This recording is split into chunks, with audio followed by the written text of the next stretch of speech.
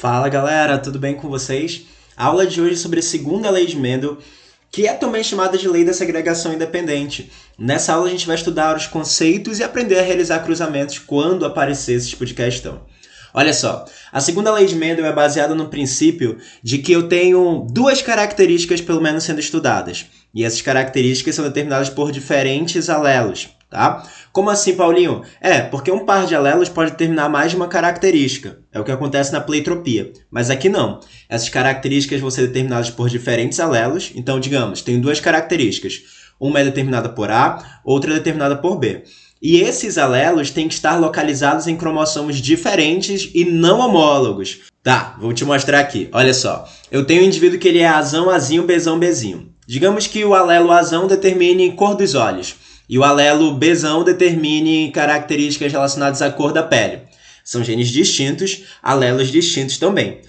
O alelo Azão tem o alelo Azinho localizado no cromossomo homólogo a ele. Então eu tenho o cromossomo roxinho e o vermelhinho, que são cromossomos homólogos, que determinam a característica de cor dos olhos.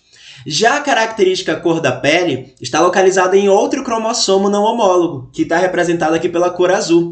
O cromossomo azulzinho, escuro, tem o alelo Bzão, e no homólogo dele, o azulzinho mais claro, eu tenho o alelo Bzinho. Nesse caso, a característica A está localizada em um cromossomo e a característica B está localizada em outro cromossomo. Assim vai acontecer, de fato, a segunda lei de Mendel. Ok, dessa forma, o que eu preciso saber para o vestibular? Tu precisa saber que existem possibilidades diferentes de gametas. Isso porque os cromossomos que possuem A segregam de forma independente dos cromossomos que têm B. Como assim? Olha, o alelo Azão pode segregar junto com o Bzão. O alelo Azão segrega junto com o Bzão, formando gametas Azão-Bzão. Se o alelo Azão foi junto com o Bzão, o Azinho vai com quem? Com o Bzinho, só sobrou o Bzinho para ir com ele. Então o indivíduo pode formar gametas Azão-Bzão e Azinho-Bzinho. Tá, mas existe uma outra possibilidade, porque o dominante não precisa obrigatoriamente pegar o dominante. O alelo Azão pode segregar junto com o Bzinho. E dessa forma, olha, vou formar gametas Azão-Bzinho. Se o Azão pegou o Bzinho, quem que sobra para o Azinho? Apenas o Bzão. Então o indivíduo, quando forma as gametas Azão-Bzinho, o outro gameta possível é o Azinho-Bzinho. Ok, existe possibilidade então de formação de gameta Azão-Bzão, Azão-Bzinho, Azinho-Bzão e Azinho-Bzinho. E cada uma dessas possibilidades tem o valor de 25% de chance de ocorrer. Ok, eu sempre vou ter a segunda lei quando eu tiver 4 alelos sendo estudados? Não, porque essas características precisam estar localizadas em cromossomos não homólogos. Às vezes, pode acontecer delas estarem localizadas no mesmo cromossomo. É o que tu vais ver nesse caso aqui. Olha, o indivíduo tem Azão e Bzão, Azinho e Bzinho, não é? Só que o Azão está localizado no mesmo cromossomo que o Bzão e o Azinho no mesmo cromossomo que o Bzinho. Isso aqui é um caso de ligação gênica. A ligação gênica é também conhecida como linkage. E nessa ligação gênica, como o Azão está no mesmo cromossomo que o Bzão, quando houver segregação, ele vai puxar esse Bzão. Então, eu posso apenas formar gametas Azão-Bzão, ou, no caso aqui, o Azinho junto com o Bzinho, quando formar gametas, vai puxá-lo também, tá? Então, eu tenho gametas Azão-Bzão, como dito anteriormente, e Azinho-Bzinho. Olha o segundo caso. Azão-Bzão, Azinho-Bzinho. Só que o Azão está localizado num cromossomo diferente de Bzão. E o Azinho está no cromossomo diferente de Bzinho. Dessa forma, eu tenho um caso que segue aqui a segunda lei de Mendel. Para os cromossomos que têm alelos ligados, eu sigo a primeira lei, assim como nos que eu tenho cromossomos separados. A primeira lei se aplica em ambas as situações. Mas no caso da segunda lei, ela só vai ser vista, ela só vai ocorrer novamente se eu tiver características diferentes localizadas em cromossomos diferentes, beleza? Então é muito fácil diferenciar. Procura ver, se tá ligado, não segue segunda lei. Se não tá ligado, localizados em cromossomos diferentes, segue a segunda lei. Tranquilo, né? Tá bom, vou te mostrar uma outra coisa que é o cruzamento que Mendel realizou e existe uma proporção que a gente precisa guardar. Segue comigo. Olha, o que a gente vai ver agora é o cruzamento que Mendel realizou. Lá na primeira lei a gente estudou separado, né? A gente estudava as características assim. Primeiro eu via o cruzamento entre ervilhas lisas e rugosas, e depois eu via o cruzamento com ervilhas amarelas e verdes. Aqui não, a gente vai começar a estudar tudo junto. Olha só então, eu cruzo uma ervilha lisa e amarela com os alelos dominantes, Rzão, Rzão, Vzão, Vzão, em homozigose, né, portanto. A gente fala que essa geração P ela é pura. Lembra que puro significa homozigoto. Essas ervilhas lisas e amarelas, homozigotas, foram cruzadas com ervilhas rugosas e verdes, representadas aqui pelos alelos Rzinho, Rzinho e Vzinho, Vzinho, já que se apresentam características recessivas. O indivíduo que é Rzão, Rzão, Vzão, Vzão vai formar gametas quais? Rzão com Vzão, é só o que ele tem. E o Rzinho, Vzinho, Vzinho vai formar que tipo de gameta? Rzinho e Vzinho, é só o que ele tem. Dessa forma, a geração P pura forma uma geração F1 híbrida. O que é híbrida? Heterozigota. Olha, essa geração híbrida é Rzão, Rzinho, Vzão, Vzinho. E a grande jogada vai ser compreender o que acontece no cruzamento entre esses grupos híbridos aqui. Então, se eu cruzar o indivíduo Rzão, Rzinho, Vzão, Vzinho com Rzão, Rzinho, Vzão, Vzinho, surge o quê? Aqui eu tenho a representação. Mas olha, para tornar as coisinhas um pouquinho mais fáceis da gente visualizar, eu vou usar as letras A e B. Então, eu vou cruzar o indivíduo Azão, Azinho, Bzão, Bzinho, com Azão, Azinho, Bzão, Bzinho, tá? Isso porque, às vezes, quando a gente usa a letra Vzinho, ela confunde com Vzão se eu não estiver escrevendo direito, né? E como é o caso da mesa digital aqui, para não confundir ninguém, troquei as letrinhas. Mas olha, o alelo Azão ainda vai significar aqui para a gente a característica lisa. Já o alelo Azinho, por sua vez, vai caracterizar a forma rugosa. O alelo Bzão caracteriza a cor amarela. E o alelo Bzinho vai caracterizar a cor verde. Cruzando indivíduos Azão, Azinho, Bzão, Bzinho com Azão, Azinho, Bzão, Bzinho, o que eu vou obter? Olha, a primeira coisa que eu vou te ensinar é como montar o quadro de Pinet para essa situação. Vou fazer aqui o quadro característico para a gente, não é? E aí eu vou riscar o primeiro, olha, o primeiro espaço eu risco. Tá, aqui em cima eu vou colocar as possibilidades de gametas do indivíduo 1. Nesse caso, ele é Azão, Azinho, Bzão, Bzinho. Que tipo de gametas ele pode formar? Azão, Bzão, Azão, Bzinho, Azinho, Bzão e Azinho, Bzinho. Então, eu tenho 4 possibilidades. Vou deixar aqui, então, 4 espaços. Olha, 1, 2, 3 e o quarto espacinho.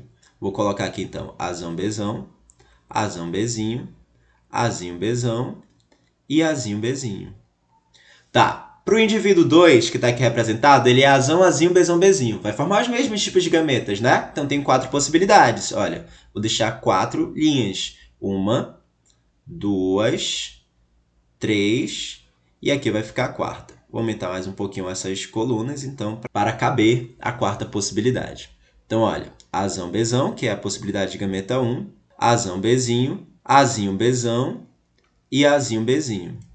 Cruzando, eu vou ter, então, as possibilidades de formação de indivíduos Azão, Azão, Bzão, Bzão, Azão, Azão, Bzão, Bzinho, Azão, Azinho, Bzão, Bzão, Azão, Azinho, Bzão, Bzinho, Azão, Azão, Bzão, Bzinho, Azão, Azão, Bzinho, Bzinho, Azão, Azinho, Bzão, Bzinho, Azão, Azinho, Bzinho, Bzinho, Azão, Azinho, Bzão, Bzão, calma, vai já acabar.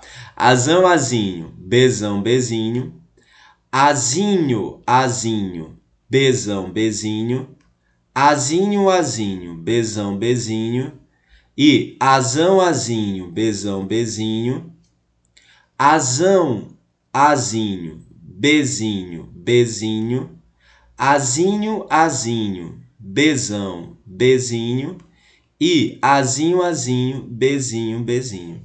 Ok, fiz o cruzamento. As possibilidades estão representadas aqui no quadro ao lado, se tu quiseres ver, né? Quem que é amarela, se é lisa, se é rugosa. Tá, mas olha só. Vou passar aqui para deixar um espaço para a gente. E quais são as possibilidades gerais que eu tenho? As possibilidades gerais que eu tenho são essas, olha. De ter as duas características dominantes. No caso, então, eu teria indivíduos que são Azão, dominante na primeira característica, Bzão alguma coisa, dominante na segunda característica. Então, nesse caso, eu teria ali indivíduos lisos e amarelos, tá bom? Eu tenho uma outra possibilidade, que é ser de dominante na primeira característica e recessivo na segunda característica. Nesse caso, seria ali lisa e verde. Eu posso ter também indivíduos recessivos na primeira característica, no caso rugosos, e dominantes na segunda, amarelos. E eu posso ter totalmente recessivo, no caso seria então rugosos e verdes. Qual que é a chance de cada um desses? É aí que está a grande jogada. Tu vai compreender a proporção que eu tenho. Toda vez que eu cruzar duplo heterozigoto, eu vou ter a proporção de dominante na primeira e dominante na segunda. Quantos são? 1, 2, 3, 4, depois 5, 6, 7, 8 e 9. Dominante na primeira característica e dominante na segunda, 9 possibilidades disso ocorrer. Dominante na primeira, mais recessivo na segunda característica. Dominante na primeira, mais recessivo na segunda. Dominante na primeira, mais recessivo na segunda. Dominante na primeira, mais recessivo na segunda. 3. Recessivo na primeira e dominante na segunda.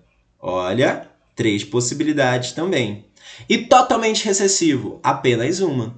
Então eu tenho a proporção de 9 para 3, para 3, para 1. E é essa proporção que tu tem que aprender. Essa que tem que ficar guardada no teu coração. Sempre que eu cruzar indivíduos duplo heterozigoto, Azão, Azinho, Bzão, Bzinho, com Azão, Azinho, Bzão, Bzinho, Rzão, Rzinho, com Vzão, Vzinho, eu sempre vou ter essas possibilidades em uma proporção de 9 para 3, para 3, para 1.